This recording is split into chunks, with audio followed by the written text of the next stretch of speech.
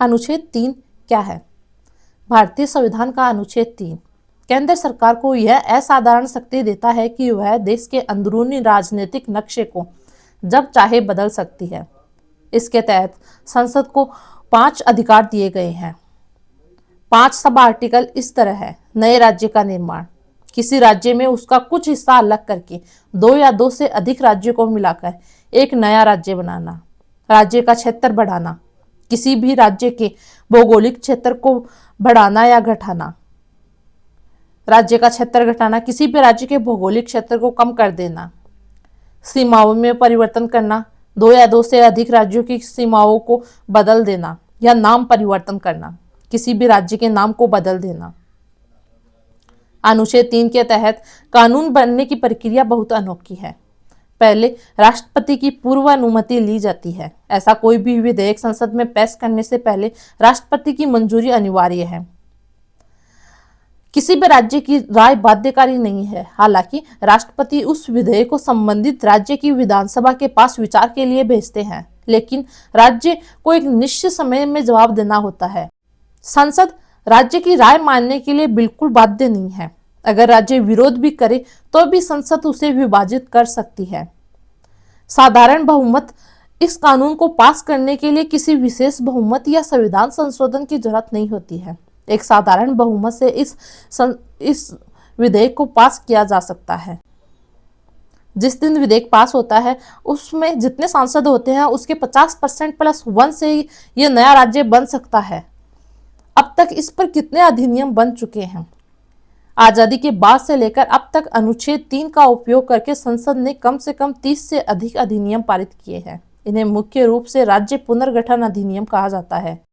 आइए इन अधिनियमों को विस्तार से समझते हैं। सबसे बड़ा अधिनियम राज्य पुनर्गठन अधिनियम 1956। यह भारत के इतिहास का सबसे बड़ा भाषाई और क्षेत्रीय बदलाव था। फजल अली आयोग की सिफारिशों के बाद पूरे देश का नक्शा बदल गया। 14 राज्य तथा 6 केंद्र शासित प्रदेश बनाए गए। बम्बई पुनर्गठन अधिनियम 1960। इसके द्वारा बम्बई राज्य को विभाजित करके महाराष्ट्र और गुजरात नामक 2 नए राज्य बनाए गए।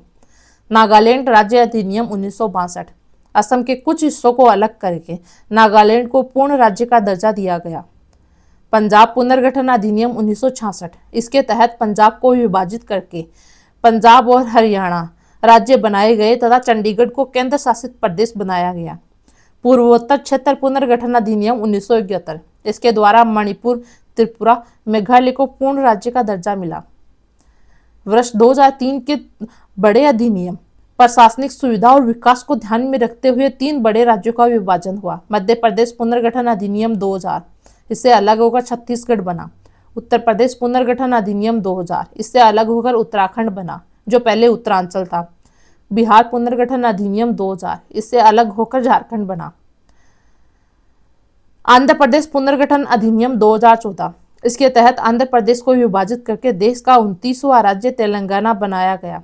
जम्मू कश्मीर पुनर्गठन अधिनियम 2019 यह सबसे अनूठा उदाहरण था। इसके तहत पहली बार किसी पूर्ण राज्य का दर्जा खत्म करके उसे 2 केंद्र शासित प्रदेशों जम्मू कश्मीर और लद्दाख में बदल दिया गया।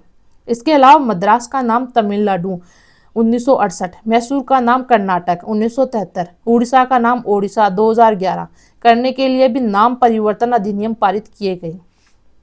भविष्य में कितने एक्ट बन सकते हैं इसकी कोई निश्चित संख्या संविधान में तय नहीं की गई। यह पूरी तरह से भविष्य की आवश्यकताओं, जनता की मांग और तत्कालीन सरकार की नीतियों पर निर्भर करता है।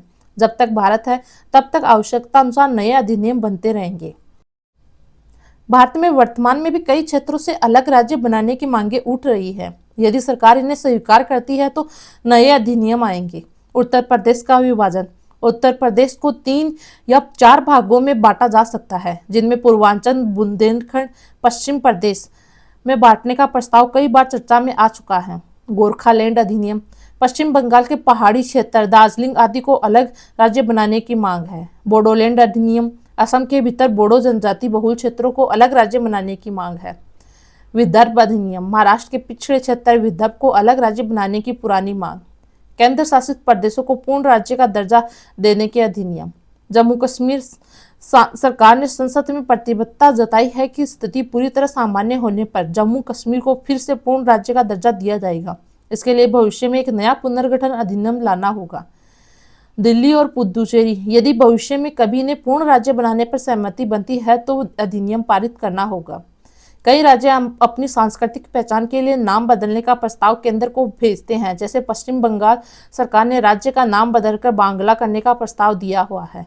यदि संसद इसे मंजूरी देती है तो नाम परिवर्तन एक नया अधिनियम बनेगा।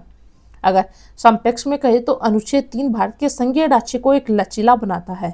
इसी अनुच्छेद के कारण भारत को विनाशी राज्यों का अविनाशी संघ कहा जाता है, जिसका अर्थ है राज्यों का भूगोल या अस्तित्व बदला जा सकता है लेकिन देश को नहीं तोड़ा जा सकता। इस पर अब तक लगभग 30 से अधिक छोटे बड़े कानून बन चुके हैं और भविष्य में इसकी कोई सीमा नहीं है। आवश्यकता पड़ने पर संसद अनगिनत अधिनियम बना सकती है। ऐसे ही इंफॉर्मेटिव और नॉलेजेबल वीडियो के लिए देखते रहिए यूट्यूब बाय सानो। जय हिंद।